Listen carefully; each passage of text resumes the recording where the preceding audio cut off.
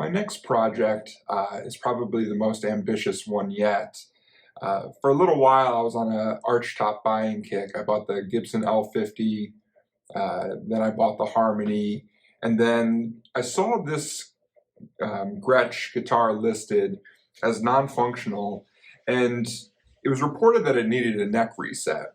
And so I purchased this, and then, as I looked at it and started playing it, it wasn't really clear to me why the original owner thought this was a non-functional guitar.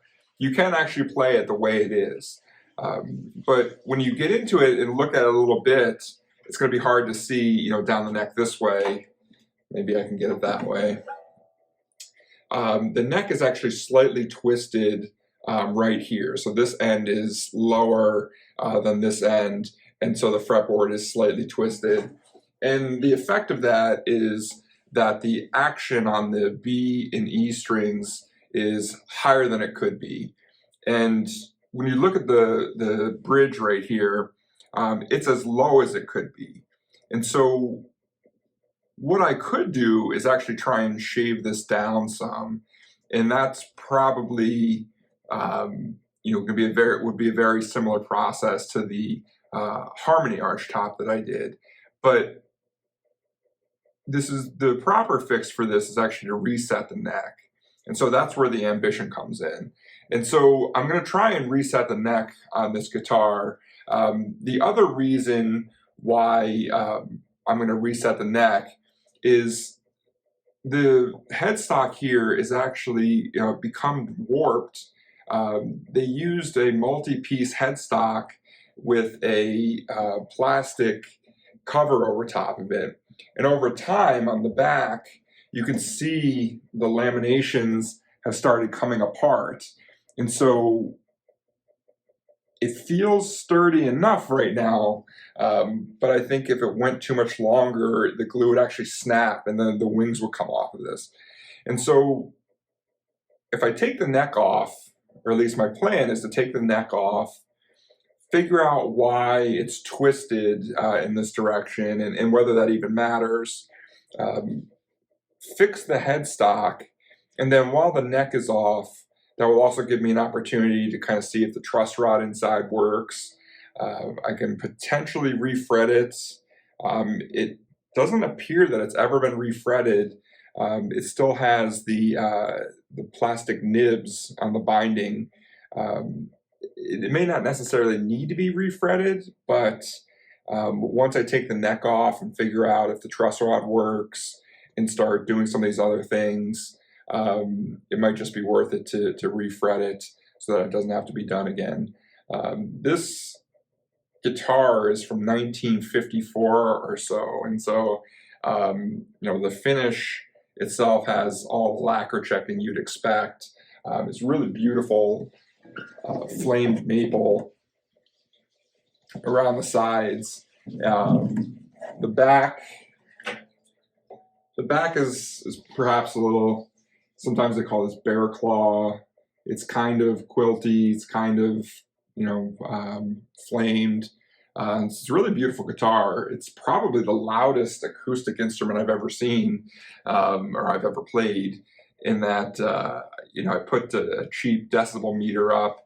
I was able to actually hit 90 decibels with a hard strum, which means, this can be about as loud as a lawnmower or a dishwasher.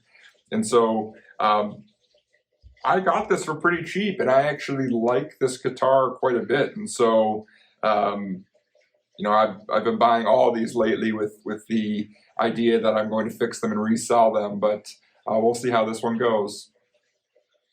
The first step here, like always when doing repairs, is I'm going to take all the hardware off. I'm going to put a little bit of blue tape down to mark where the bridge is. It seems to have pretty decent intonation where it is, and so I want to make sure that when I go back, at least that's going to be my starting point for where I'm going to put the bridge.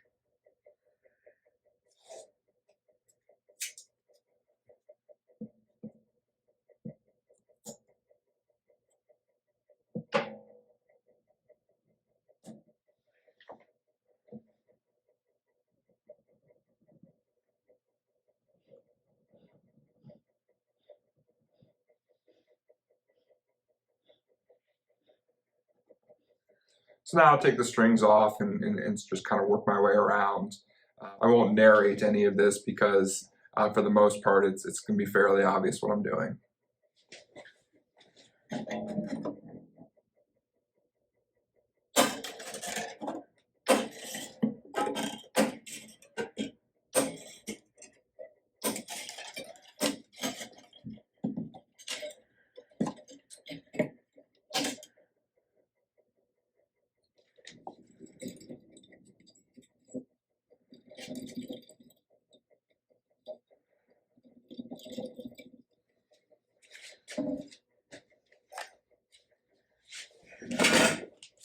I've already run into my first bit of trouble. It looks like the strings might have been on here so long that they're actually fused into the tailpiece. And so I don't even know how I'm going to approach getting these out. That's the fun of it.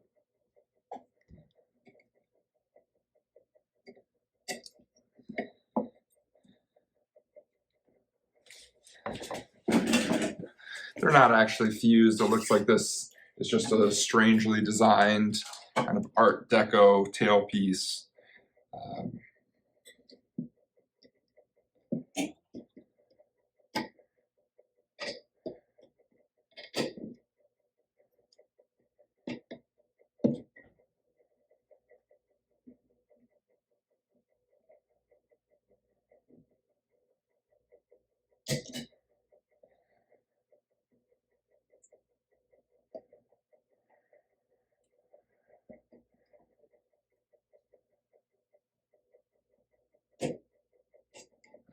Finally.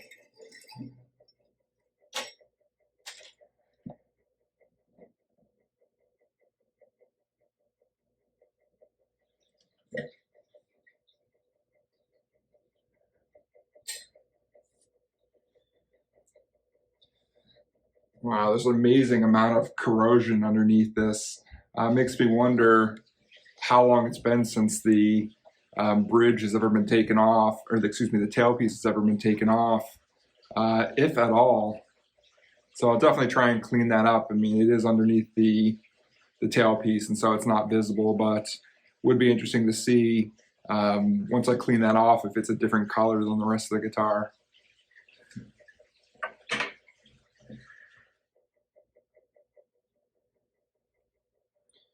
So the original open back gear tuners, they seem to work pretty well. I bet if I put a little bit of 3-in-1 oil on them to just lubricate them up a little bit, I think these will be plenty serviceable to be put back on the guitar.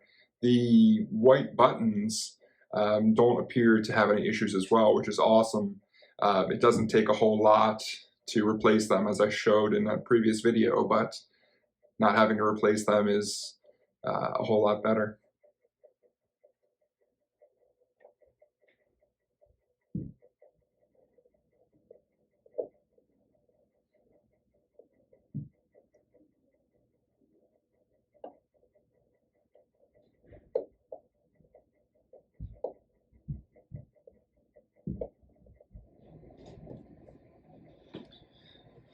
Now that I've gotten all the hardware off, I can get a better look at, what this guitar has. And the first thing that I notice is the frets almost certainly need to be replaced. There are a lot of divots kind of up in this area here. And once I if I were to try to level the frets out and recrown them, I think you'd be getting so close that it'd probably be just less work to put new frets in. Taking the tuners off the back, you can see what I'm talking about here. It's a multi-piece neck. It actually has this interesting laminate detail down the middle with a piece of black or brownish wood, and that's a feature. But then you can see when you come back here, hopefully I can get it in the camera, that there's two wings that have been attached on either side. This is so that you can use less wood, but as you can see here, the glue appears to be failing. And so I'm going to need to think about how I'm going to solve this. I have a feeling that with really careful, with sort of real careful application, is that I can actually peel this plastic piece off. If I can do that, then I'll be able to get into this from the other side and actually cut these back really gently, kind of clean up the glue, and then glue it back together. And so I'm not tremendously certain about this, so I'm going to be consulting some other sources. If you actually know the answer to this, please leave a comment. I'd be happy to hear how you might fix this. But yeah, overall, this is a beautiful guitar, and I'm really glad that the person who sold it to me didn't want to put in the effort, because once I do, I might actually be keeping this guitar.